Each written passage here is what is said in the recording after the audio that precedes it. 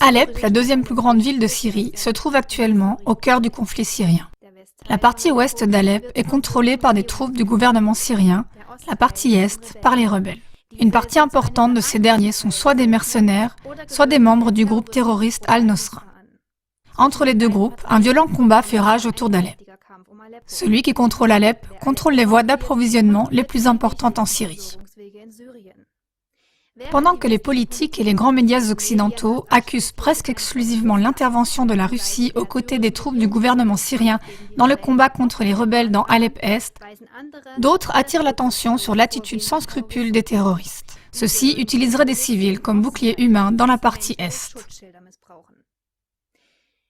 Pendant que pour les rapporteurs occidentaux, il est clair qu'une solution dans le conflit syrien ne serait possible que sans le président Assad, qui aurait du sang sur les mains, d'autres font remarquer que dans une Syrie sans Assad, les rebelles prendraient le dessus et la Syrie tomberait dans un chaos sans fin. L'archevêque catholique syrien, Jacques Benan Hindo, a dit entre autres le 2 octobre 2015, je cite, « Une chose est certaine, si Assad part maintenant, la Syrie finira comme la Libye. » Rappelons-nous, avant l'intervention militaire de l'OTAN en 2011, la Libye était certainement le pays le plus avancé et un des plus riches du continent africain. Toutes les femmes avaient la possibilité de suivre des études poussées. Il n'y avait pas d'intérêt sur les crédits. L'électricité était gratuite. L'éducation était gratuite. Les soins médicaux étaient gratuits, etc., etc. Vous trouverez les détails dans notre émission « Les guerres modernes américaines percées à jour » qui sortira bientôt en français. Après la décision du Conseil de sécurité de l'ONU le 17 mars 2011 de mettre en place une zone d'exclusion aérienne internationale au-dessus de la Libye, le pays a été bombardé et détruit pendant 7 mois par les forces américaines de l'OTAN sous la direction des États-Unis. Environ 500 000 civils libyens y ont perdu la vie. Depuis, les prétendues violations graves des droits de l'homme par Kadhafi ont été démenties de part et d'autre, comme l'a rapporté CLA TV dans l'émission en langue allemande du 1er septembre 2016. Du fait que l'élimination planifiée de Kadhafi n'était pas soutenue publiquement par le peuple libyen, l'OTAN, les USA et leurs alliés ont jugé nécessaire d'introduire dans le pays des milliers de mercenaires terroristes d'Al-Qaïda. Pareillement, des mercenaires terroristes ont aussi été introduits en Syrie parce que le peuple syrien ne soutenait pas l'élimination planifiée d'Assad. Après l'élimination de Kadhafi en Libye, de nombreux Libyens ont été incarcérés, torturés et tués. Beaucoup d'entre eux ont dû fuir pour survivre. Vous trouverez des détails dans notre émission « Anéantissement ciblé de la Libye, un témoignage ». Ce qui a suivi a été le chaos absolu. Depuis 2014, une guerre civile acharnée fait rage entre le gouvernement officiel et le gouvernement d'opposition qui règne dans la capitale Tripoli et qui a des liens avec Al-Qaïda ainsi qu'avec d'autres groupes de rebelles comme l'État islamique. La Libye se trouve tout juste au seuil de l'écroulement final.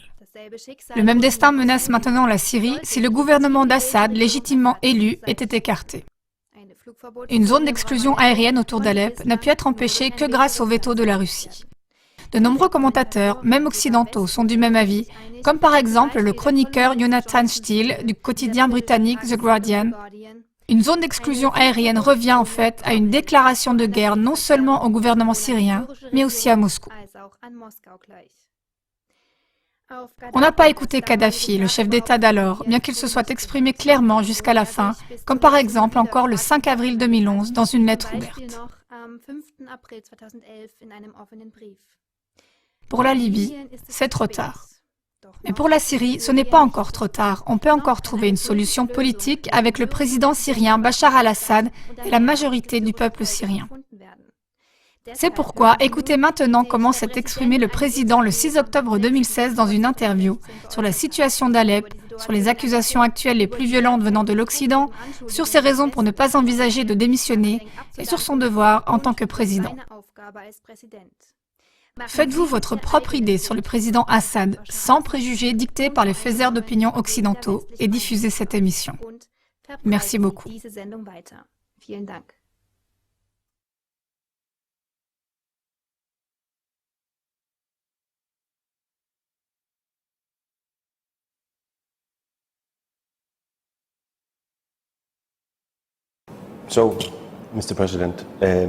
Alors, Monsieur le Président, commençons par la situation actuelle à Alep. Ces dernières semaines, des images terrifiantes sont parvenues d'Alep. Je veux dire, nous voyons les habitants de la partie orientale d'Alep, tenus par les rebelles, dans une situation très dramatique. Ils semblent épuisés, ils semblent terrifiés. La situation est très violente. Quelle est la stratégie derrière le lancement de cette attaque féroce des armées syriennes et russes à l'heure actuelle? En fait, nous n'avons pas lancé d'attaque parce que l'armée syrienne a poursuivi son action pour libérer des terroristes toutes les parties de la Syrie, y compris Alep ou l'est d'Alep. Mais il y avait un cessez-le-feu pendant une semaine afin de donner au traité, ou disons à l'accord entre les Russes et les Américains, un moyen d'être mis en œuvre. Et il n'a pas fonctionné. Lorsque cette semaine a pris fin, notre armée a poursuivi son effort pour libérer Alep-Est des terroristes. Mais en fait, quand vous voulez parler de la situation désastreuse d'Alep-Est, ce n'est pas à cause du gouvernement, c'est à cause des terroristes.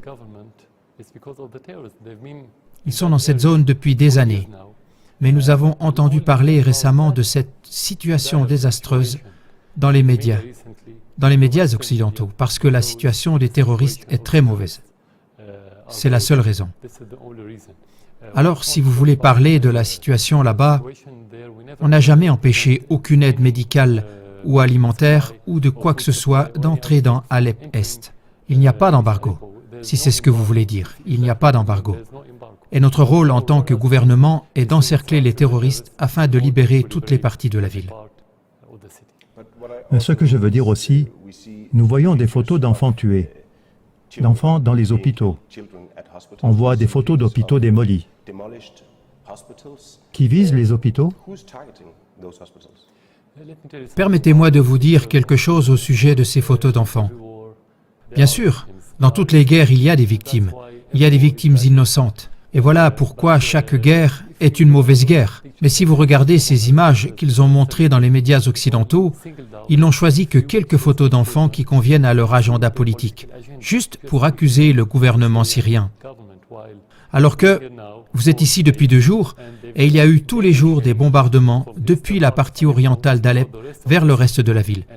Et il y a eu le meurtre et la destruction à grande échelle de l'autre partie de la ville, et des dizaines de victimes et des dizaines de blessés d'Alep. Mais les médias occidentaux n'en ont pas parlé. Les médias occidentaux n'ont pas publié une seule information concernant ces enfants, ces femmes et ces personnes âgées et les innocents en général. Donc, cela fait partie de la propagande et de la diabolisation du gouvernement syrien. Encore une fois, quand vous avez la guerre, ça ne veut pas dire qu'il n'y a pas des victimes. Mais le gouvernement syrien a ouvert la porte pour que les combattants de la partie orientale d'Alep partent en toute sécurité avec des garanties et pour que les gens de cette région puissent revenir dans leur maison. Mais les habitants de la région, des témoins oculaires, les organisations d'aide internationale, ils disent tous que les hôpitaux ont été pris pour cible. Et quand je regarde les images, je vois des hôpitaux. Je vois les lits à l'intérieur des hôpitaux, et pour moi, j'ai bien l'impression que c'est démoli, que ça a été pris pour cible. Alors qui prend les hôpitaux pour cible? Je n'ai pas la réponse. Je ne sais pas de quel hôpital vous parlez. Les photos sont des faits. Parce que nous ne disposons pas de faits à ce sujet. Nous avons seulement des allégations, de sorte que les allégations devraient être seulement...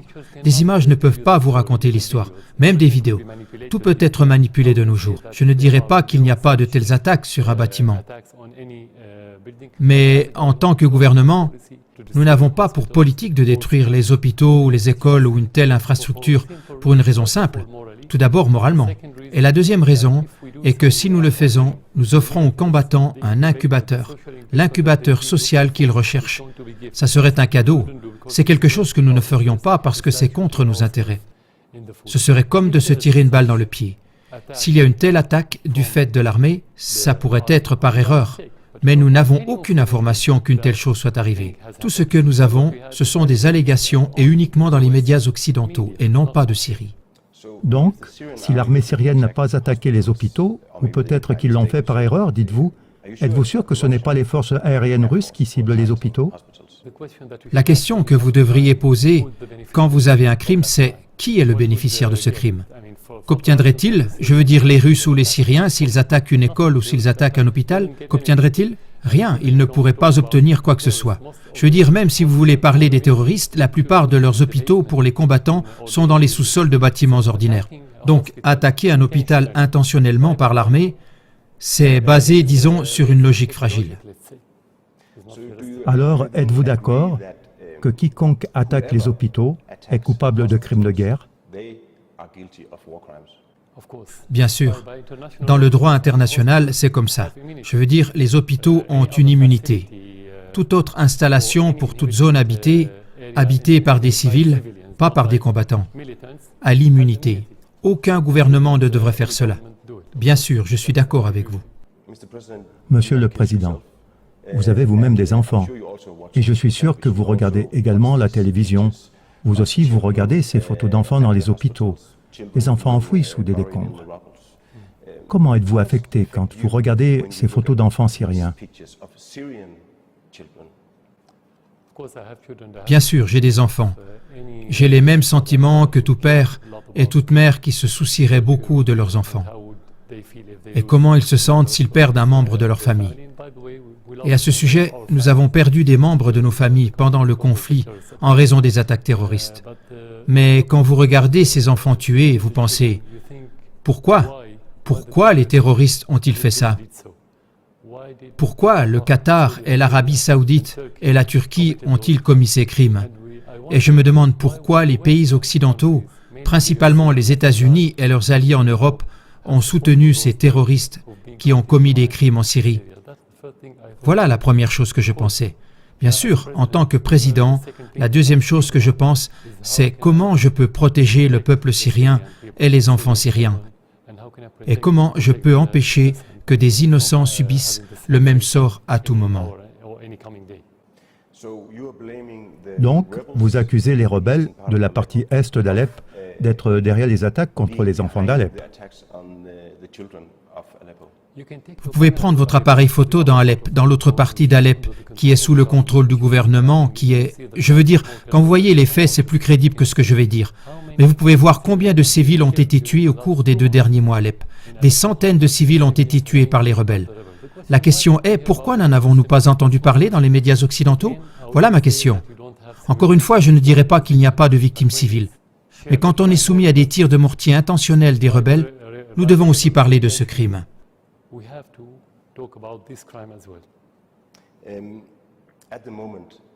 À l'heure actuelle, il y a une petite fille de 7 ans. Son nom est Bana Al-Abed d'Alep. Elle parle sur Twitter de sa vie dans la partie orientale d'Alep.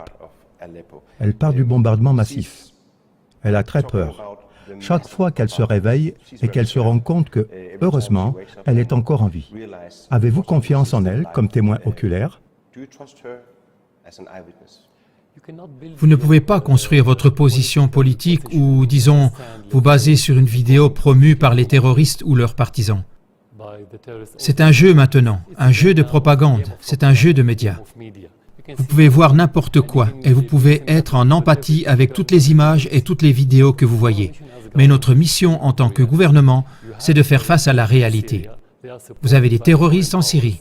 Ils sont soutenus par des puissances étrangères et des pays étrangers. Et nous devons défendre notre pays.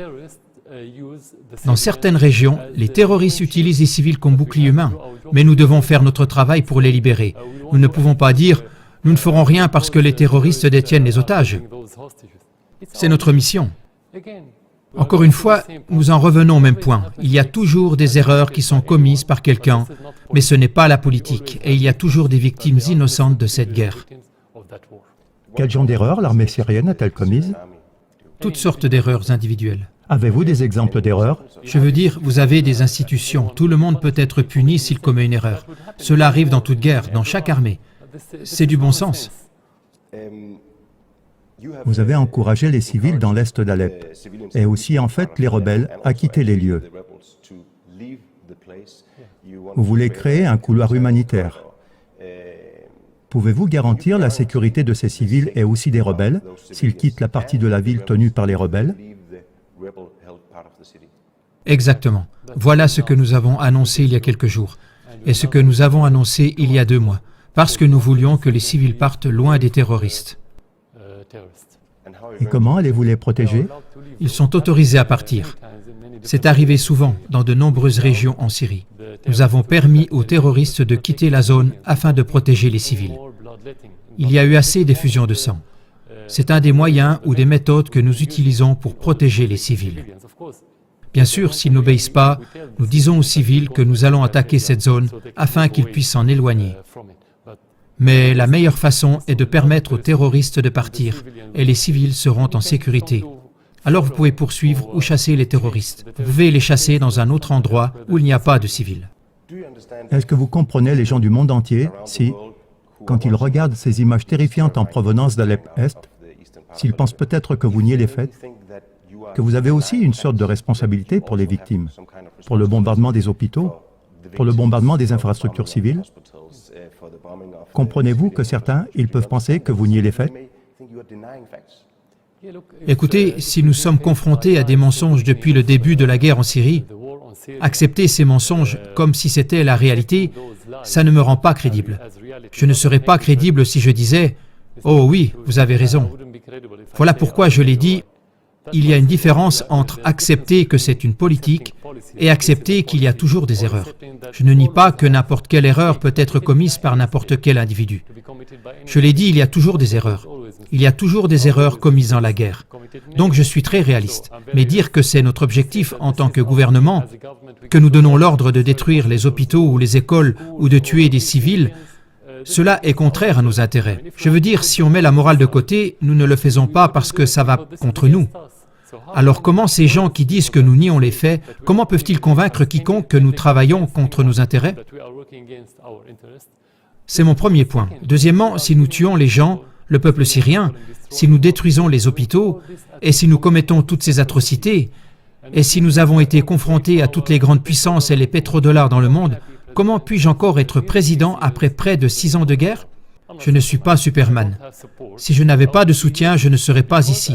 Et parce que j'ai le soutien et parce que nous défendons le peuple syrien, nous avons le soutien en tant que président ou en tant que gouvernement. Voici comment réfuter toutes ces allégations. Je veux dire, à la fin, la réalité est révélatrice. Donc, il y a une bataille féroce qui a lieu à Alep en ce moment. Quelle sera la prochaine action de l'armée syrienne et de l'armée russe pour reprendre la partie orientale rebelle d'Alep? Pour poursuivre la lutte avec les rebelles jusqu'à ce qu'ils quittent Alep. Il faut qu'ils quittent Alep. Il n'y a pas d'autre option. Nous n'accepterons pas que les terroristes prennent le contrôle d'une partie de la Syrie, quelle qu'elle soit, pas seulement d'Alep. C'est notre mission, c'est notre objectif, et c'est notre prochaine étape. Donc, cette guerre si intense que nous voyons en ce moment va continuer, c'est ce que vous dites. Non, si vous avez une autre option comme des réconciliations dans d'autres domaines, ça c'est la meilleure option, pas la guerre. Et voilà pourquoi nous avons annoncé, nous avons donné de nombreuses amnisties à des centaines, à des milliers de militants, afin d'empêcher les effusions de sang. Et ça a fonctionné. Voilà pourquoi nous avons dit que nous leur donnons la garantie, s'ils veulent avoir la réconciliation et avoir l'amnistie, ou bien de partir avec leurs armes en dehors de la ville d'Alep, complètement, de quitter la ville en toute sécurité, et pour que les gens retournent à leur vie normale. Les États-Unis, ils ont arrêté tous les pourparlers bilatéraux avec la Russie à propos de tout type d'accord de paix. Et les Russes ont dit qu'ils le regrettent en fait. Le regrettez-vous aussi? Nous le regrettons, mais nous savions d'avance que cela ne fonctionnerait pas, parce que l'accord, il ne concerne pas seulement les pourparlers entre les deux grandes puissances. Il ne concerne pas ce qu'ils vont signer ou convenir. Il est question de la volonté. Et nous avions déjà compris que les Américains n'ont pas la volonté de parvenir à un accord. Parce que la partie principale de cet accord est d'attaquer Al-Nosra, qui est, selon la liste américaine et la liste des Nations Unies, un groupe terroriste, mais dans le conflit syrien, c'est une carte des Américains. Sans Al-Nosra, les Américains ne peuvent avoir aucune carte réelle, disons concrète, efficace dans l'arène syrienne. Voilà pourquoi nous le regrettons. Mais nous savions déjà que cela ne se produirait pas. Mais n'est-ce pas très difficile pour les États-Unis de séparer ce qu'on appelle les rebelles modérés de quelques-uns qui sont des plus radicaux? C'est très difficile lorsque vous attaquez les rebelles modérés tout le temps. Vous avez raison. Et savez-vous pourquoi vous avez raison? Connaissez-vous la licorne, l'animal qui est comme un cheval et qui a une longue corne? C'est un mythe. Et l'opposition modérée est un mythe. Voilà pourquoi vous ne pouvez pas séparer quelque chose qui n'existe pas de quelque chose qui existe. Tous ont les mêmes hommes qui étaient autrefois appelés Armée syrienne libre, il y a 4 ans, il y a 5 ans, puis qui est devenu Al-Nusra, puis qui est devenu l'EI. Ainsi, les mêmes hommes se déplacent d'un groupe à un autre groupe. Voilà pourquoi ils ne peuvent pas les séparer. Et ils ne veulent pas. Si c'est une réalité, pas un mythe, ils ne veulent pas. Mais ils ne peuvent pas, parce que ça n'existe pas. Mais pourquoi avez-vous demandé de le faire si ce n'est pas possible? Parce qu'ils ont insisté pour qu'il y ait une opposition modérée. Et les Russes leur ont dit, « Ok, s'il y a une opposition modérée, s'il vous plaît, séparez les modérés des extrémistes. » Et cela n'a pas fonctionné parce qu'ils n'existent pas. Voilà pourquoi. Quelles seront, à votre avis, les conséquences de la suspension des pourparlers bilatéraux par les États-Unis? Je veux dire, jusqu'à maintenant, les armées syriennes et russes ont évité les affrontements directs avec l'armée américaine. Pensez-vous qu'il y a un risque accru d'attaque directe entre vous et vos alliés d'un côté et l'armée des États-Unis? Beaucoup de gens parlent d'escalade, si l'accord n'a pas fonctionné ou s'il n'a pas été mis en œuvre. Mais en réalité, l'escalade se produit depuis un certain temps maintenant. Je veux dire, avant que cet accord, disons, échoue, les Américains ont attaqué nos forces à Deir ez-Zor, et tout le monde sait qu'il y avait un seul groupe à Deir ez-Zor, qui est l'EI. Et l'EI est venu et a pris la place de l'armée syrienne, et il menace la ville qui est appelée Deir ez-Zor à cause des attaques américaines. Donc, si on parle d'escalade, elle a déjà eu lieu. Si on parle de confrontation directe, depuis la Seconde Guerre mondiale, elle n'a jamais eu lieu. Je veux dire, elle était imminente lors de la crise des missiles de Cuba en 1962, je crois. Maintenant, la situation est différente, parce qu'aux États-Unis, il n'y a pas de capacité supérieure à gérer les affaires publiques. Lorsque vous ne disposez pas de cela, vous devriez vous attendre à n'importe quoi, et vous devriez toujours vous attendre au pire. Je suis sûr que la Russie fait tout son possible pour ne pas atteindre ce point. Mais est-ce que les Américains, ou disons les partisans de la manière forte, parmi eux ou une partie d'entre eux au sein de l'administration, est-ce qu'ils font tout leur possible pour éviter la confrontation? Ou à l'inverse, est-ce qu'ils font tout leur possible pour avoir cette confrontation avec la Russie? Voilà ce qui nous inquiète. À propos de l'incident de Deir ez-Zor, le 17 septembre, c'était des avions de combat britanniques, australiens, américains et danois qui auraient attaqué l'armée syrienne. Le Danemark, comme les autres pays, a dit que c'était une erreur. Acceptez-vous cette explication? Nous acceptons l'explication, mais cela ne signifie pas que nous acceptons cette erreur. Ça ne signifie pas que nous la justifions. Dire « une erreur », vous avez peut-être des informations erronées, d'autant plus que vous accomplissez une mission américaine. Je suis sûr que ce n'est pas les Danois, pas les Britanniques qui ont décidé de la cible qu'ils devaient attaquer. Je suis sûr que les Américains ont dit « voilà notre cible et c'est là qu'est l'EI ». Bien sûr, ils ont trompé les autres. Ils leur ont dit « nous allons attaquer l'EI ». Peut-être que c'est la vérité. Mais est-il acceptable pour le peuple danois que son armée accomplisse des missions militaires pour d'autres pays sans vérifier la cible et sans savoir dans quelle direction ça va? Est-ce que vous prenez un bus sans savoir où va ce bus? Vous ne le faites pas. Donc ce n'est pas acceptable. Peut-être que c'est une erreur, c'est vrai, mais l'erreur n'est pas acceptable. Donc pensez-vous que, indirectement, le Danemark a aidé l'EI?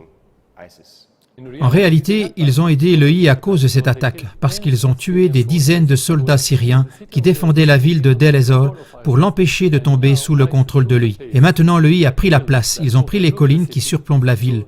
Donc, ils pourraient un jour être en mesure de prendre le contrôle de Deir ez-Zor à cause de cette attaque. Et vous pensez que les États-Unis ont fait ça exprès et que le Danemark les a aidés sans le savoir? Je ne sais pas au sujet du Danemark. Je ne sais pas si c'est sans le savoir. Peut-être. La seule raison qui me le fait croire, c'est parce que les Européens mettent en œuvre et réalisent tout ce que les Américains veulent dans tous les domaines, sans poser de questions et sans discuter.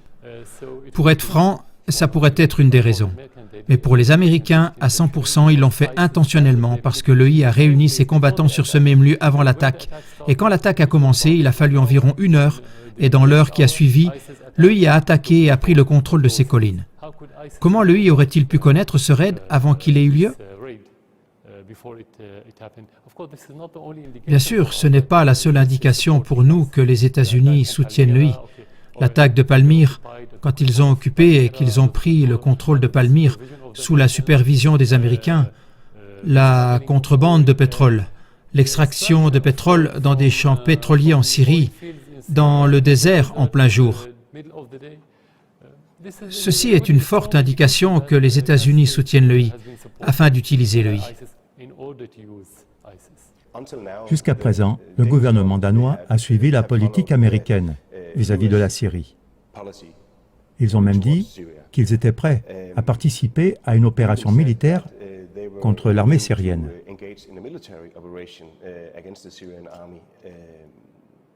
Que pensez-vous de la politique danoise vis-à-vis de la Syrie? Tout d'abord, l'intervention en Syrie dans le cadre de la coalition internationale, qui est en fait une coalition américaine. Encore une fois, c'est contraire au droit international. C'est contraire à la souveraineté de la Syrie, parce que ce n'est pas en coordination avec le gouvernement syrien. Tandis que la Russie est venue en Syrie après avoir reçu l'autorisation des Syriens. En fait, après avoir reçu une invitation du gouvernement syrien pour nous soutenir dans notre lutte contre la terreur. Donc, encore une fois, c'est contraire à la souveraineté, c'est contraire au droit international et ça va contre toute politique morale partout dans le monde. C'est illégal. L'autre aspect de cette politique est l'embargo. Dans le cadre de l'Union européenne, ils ont décidé un embargo sur la population syrienne. Des dizaines de millions de Syriens ne peuvent pas satisfaire leurs besoins fondamentaux vitaux. Par exemple, maintenant, ils ne peuvent pas acheter des pompes à eau. Ils ne peuvent pas acheter du matériel médical pour diagnostiquer un cancer chez quelqu'un qui va mourir parce qu'ils ne peuvent pas avoir accès à ce matériel. L'embargo empêche les entreprises syriennes, les compagnies aériennes, d'avoir des pièces de rechange pour leurs avions afin d'empêcher les avions de s'écraser et de tuer les passagers. Telle est la politique de l'Union européenne. Et le Danemark participe à cette politique. Mais que devrait-il faire d'autre? Je veux dire, ils sont tout à fait contre ce qui se passe en Syrie en ce moment. Ils ont soutenu l'opposition. Peut-être qu'ils ne veulent pas être impliqués dans une guerre directe avec l'armée syrienne. Alors que faire d'autre? Pour le gouvernement, Oui. la question est-ce que vous, en tant que citoyen danois, m'accepteriez, moi, un étranger, pour soutenir avec de l'argent l'opposition dans votre pays et leur dire « Allez tuer et voilà comment atteindre vos objectifs politiques » S'il y a une opposition, quelle est la définition de l'opposition? Pourriez-vous accepter une opposition dans votre pays qui appartienne à d'autres pays? Ou est-ce que ça devrait être une opposition danoise qui appartient au peuple danois? Ils ne peuvent pas dire quelle opposition est à soutenir dans tout autre pays. C'est une intervention dans les affaires internes. C'est contraire à la souveraineté. Ça va à l'encontre du droit international. Ils n'ont pas le droit de soutenir quiconque en Syrie contre qui que ce soit. Ce n'est pas leurs affaires. Nous sommes un pays souverain, nous sommes indépendants. Nous avons le droit de nous attaquer à nos problèmes. Donc ils ne sont pas en mesure de soutenir quiconque, qu'ils aient raison ou tort. Voyez-vous le Danemark comme un ennemi de la Syrie? Non, ce n'est pas un ennemi. Il y a une grande différence entre le peuple danois, comme la plupart des Européens. C'étaient des amis de la Syrie. Mais il s'agit de la politique du gouvernement.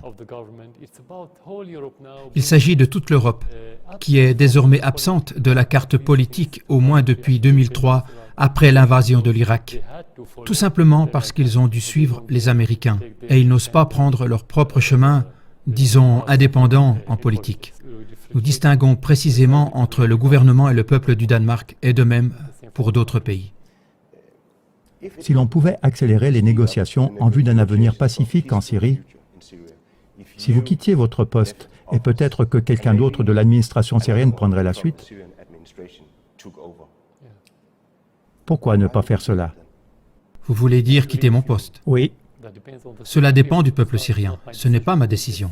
Et si vous n'avez pas le soutien du peuple syrien, il faut partir tout de suite parce que sans leur soutien, vous ne pouvez rien réaliser. Vous ne pouvez rien produire. Vous allez échouer. Voilà tout simplement la raison. En particulier, pendant la guerre, vous devez conduire le navire au rivage. Vous ne vous enfuyez pas parce qu'il y a une guerre, à moins que le peuple syrien veuille que tu partes. Si je suis le problème, encore une fois, ou disons, en prenant l'histoire de l'autre côté, si je suis la raison de la guerre, je partirai. Mais il ne s'agit pas de moi. Je suis juste utilisé comme la raison nominale. Il s'agit de beaucoup plus que cela. Il s'agit de la Syrie, il s'agit du gouvernement, il s'agit de l'indépendance, il s'agit de la guerre au niveau régional, il s'agit de la guerre entre les grandes puissances. La Syrie, c'est juste le titre dans les journaux, et le président, c'est le titre principal. Vous ne pensez donc pas être une des raisons de la guerre? Non, je ne suis pas une raison pour la guerre.